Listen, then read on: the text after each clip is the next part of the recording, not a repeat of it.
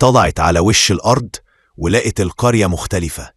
المية بقت راجعة تمشي في الساقية، بس لونها غريب، شفاف في الأول وبعدها بيغيم كأنه شايل حكاية. راحت على بيت العمدة، الناس متجمعة بره، كلهم بيبصوا على البيت بخوف.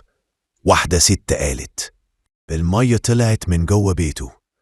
حور دخلت بسرعة والبيت كان غرقان لحد النص، والعمدة واقف في النص بيحاول يمسك حاجة، بس المية حوالينه بتدور كأنها بتحاصره.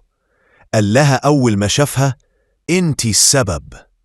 المية رجعت تدور عليا. ردت بهدوء: اللي عايش هو اللي لازم يقول الحقيقة. وشه اتبدل وصوته بقى متقطع: أنا كنت عارف إن أبوكي مظلوم، بس كنت خايف أقول، كنت خايف الناس تقول إن أنا السبب، لأني أول واحد اتهم زينة، وأنا اللي أمرت بطردها. حور قالت بحدة: يعني أنت اللي ظلمتها فعلا؟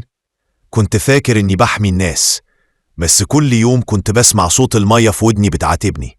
المية في البيت بدأت تهدى، لكن في نفس اللحظة طلعت من وسطها صورة جديدة، اتحركت لوحدها ووقعت عند رجلين حور. مسكتها ولقيت فيها العمدة وأبوها وزينة، لكن المرة دي في ظل راجل وراهم، وشه مش باين خالص. بصت في الصورة وقالت: هو ده اللي كان بيكتم السر؟ العمدة بص فيها وقال بخوف: ده مش بشر،